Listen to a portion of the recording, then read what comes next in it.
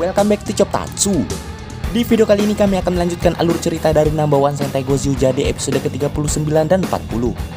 Sebelum kita ke alur ceritanya, kami tak bosan-bosannya mengingatkan kalau video ini mengandung full spoiler. Baiklah, tanpa berlama-lama lagi, inilah kisah selengkapnya.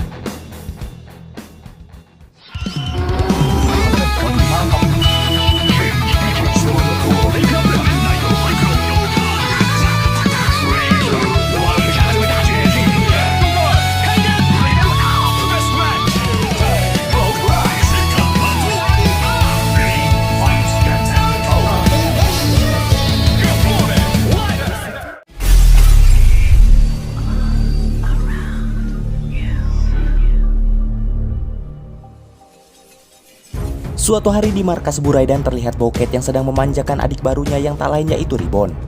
Namun di saat yang sama tiba-tiba Monster 2-in-1 mengingatkannya untuk segera melakukan perawatan. Sehingga Bouquet harus meninggalkan ia untuk sementara waktu. Kesempatan itu pun tak disia-siakan Ribbon untuk keluar istana menjalankan ambisi yang ia rahasiakan dari semua pasukan Buraidan. Sementara itu di Half Century, Tono lagi-lagi ditemui oleh produser Sekimoto Kazu yang berniat melakukan liputan mendadak terkait ring Sentai Gozyuja. Meski Tono belum menyanggupi hal itu, tanpa basa-basi Sekimoto pun langsung memulai liputan tersebut. Lalu di sana Tono menceritakan bahwa ring Sentai adalah cincin khusus yang Tegasword berikan kepada orang-orang terpilih yang membuat kontrak dengannya. Dan Tegasword juga menjanjikan pada mereka sebuah reward jika salah satu dari mereka bisa mengumpulkan semua ring Sentai tersebut. Tergiur dengan reward itu, maka para orang-orang terpilih akhirnya memutuskan melakukan petualangan mempertaruhkan harga diri mereka untuk mengumpulkan ring Sentai. Di sini Tono pun memulai ceritanya dari pertemuannya dengan Don Momotaro atau Atami Tokonatsu.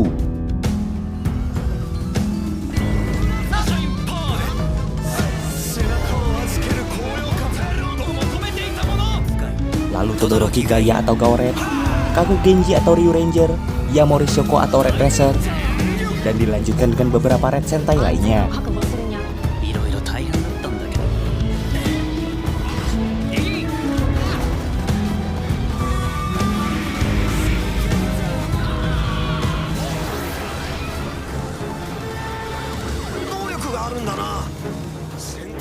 Selain itu di sana Tono juga menceritakan tentang Garyudo atau kakaknya Kwon yang juga telah mengumpulkan beberapa ring Sentai meski ia bukan orang yang membuat kontrak dengan Tegasword melainkan Tegajun.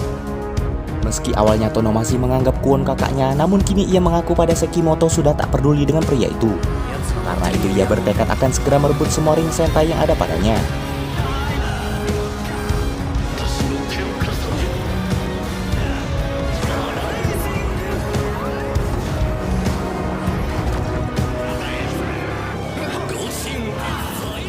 Di sana Tono juga memperlihatkan jumlah ring Sentai yang telah dikumpulkan para Gozyuja.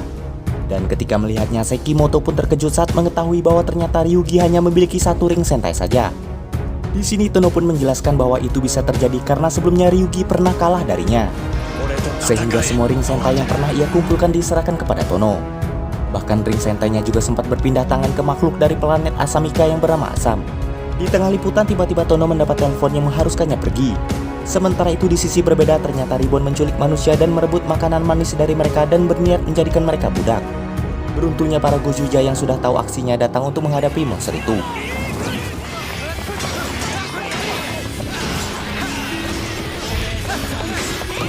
Dan di tengah pertarungan Sumino akhirnya bersatu dengan Tegasword ke wujud Gozyu Unicorn Ryu Tegasword. Dan dengan kekuatan itu Ribbon pun berhasil dipukul mundur.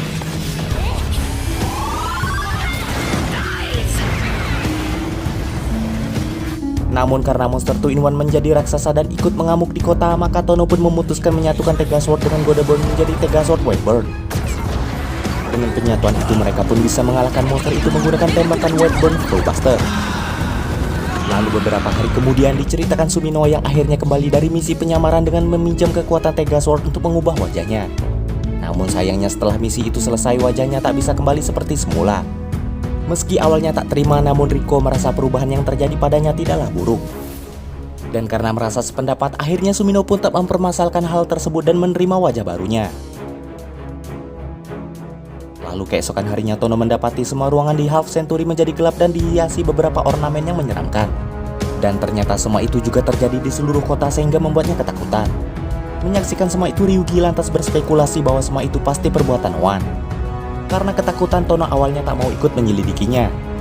Namun di sana karena kekuatannya dibutuhkan untuk menemukan jejak Noan, maka Ryugi dan Kinjiro pun memaksanya ikut. Tak lama berselang berkat penciumannya yang tajam, akhirnya para Gojo sampai di rumah hantu yang diduga terdapat Noan di dalamnya. Dan benar saja, di saat yang sama Noan rumah hantu pun muncul dan mengaku bahwa ialah yang telah mengubah seluruh kota menjadi rumah hantu. Di sana ia berniat memaksa orang-orang menjelajah rumah hantu buatannya tanpa bisa keluar dari sana. Untuk mengatasinya, maka mau tak mau para Gojo harus menemukan Noan itu di rumah hantu itu. Berbeda dengan Tono yang ketakutan, di sini Sumino malah sangat suka dengan permainan semacam itu. Saat menjelajah ke dalam, Tono yang ketakutan dibuat lari terbirit-birit. Sedangkan ketika Ryugi terkejut, Sumino malah kegirangan melihat hantu-hantu yang bermunculan.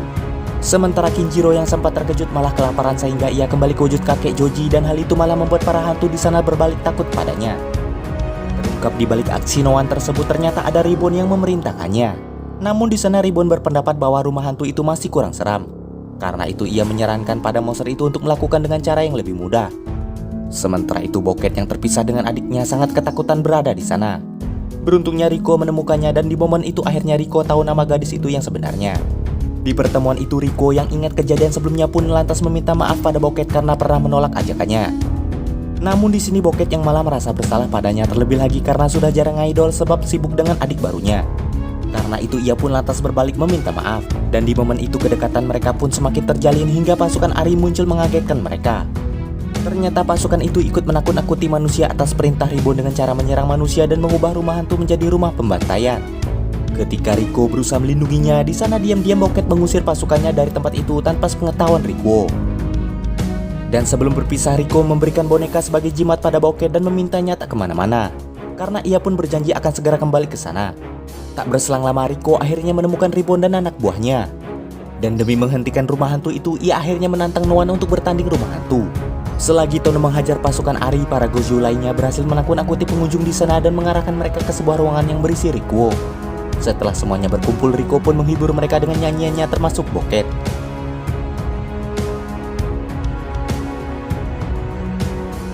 Dengan kerjasama para Gojo, Noan itu akhirnya kalah. Seketika itu juga para Gojo berubah dan dunia pun kembali seperti semula. Di sana satu persatu pasukan Ari dikalahkan. Namun di saat yang sama Ribbon muncul menggunakan robot Eyezer. Riko yang tak mau tinggal diam lantas memanggil Tegazord untuk menghadapinya. Sementara itu para Gojo lainnya masih melanjutkan pertarungan mereka. Dan dengan kerjasama mereka juga Noan rumah hantu akhirnya berhasil dikalahkan.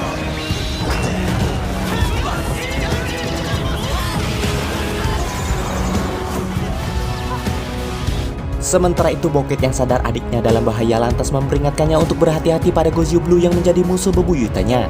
Namun di sana Ribbon yang sudah muak jadi adik yang manis lantas memperlihatkan sifat aslinya. Sayangnya ketika ia baru saja ingin mengamuk, Riko pun berhasil mengalahkannya sebab Ribbon membahayakan manusia. Bahkan di sana Ribbon tak bisa kabur sehingga ia ikut meledak bersama robot yang ia kendarai. Sementara Riko yang mengira pertarungan telah usai tiba-tiba diserang oleh Fire Candle dari belakang. Sedangkan Boket yang melihat adiknya sekarat berusaha mati-matian memulihkan lukanya meski harus mengorbankan nyawanya sendiri. Namun semua itu tak cukup sebab lukanya yang cukup parah. Ribbon yang awalnya hanya berpura-pura sayang pada kakaknya itu akhirnya benar-benar merasakan kehangatan Boket di akhir hayatnya. Sehingga untuk terakhir kalinya ia memberikan hadiah untuk kakaknya lalu lenyap. Kematian adiknya itu lantas membuat Boket semakin murka pada Gojo Blue. Namun di saat yang sama Fire Candle berhasil menghancurkan kokpit Tegazord Blue hingga membuat Riko terjatuh dari sana. Dan ketika Boket ingin menghabisi Gojo Blue, ia pun sangat terkejut karena musuhnya yang sangat ia benci selama ini ternyata adalah Riko yang juga sangat ia kagumi. Di sana Riko pun juga baru sadar bahwa ternyata Boket adalah anggota Buraidan. Dan fakta-fakta mengejutkan itu sontak membuat Boket merasa dilema hebat dan tak tahu harus berbuat apa sebab perasaannya sangat hancur. Dan di sini film pun selesai. Demikianlah alur cerita number one Sete Gojo kali ini. Jangan lupa like, komen, subscribe, dan nyalakan loncengnya agar tak ketinggalan video terbaru dari kami.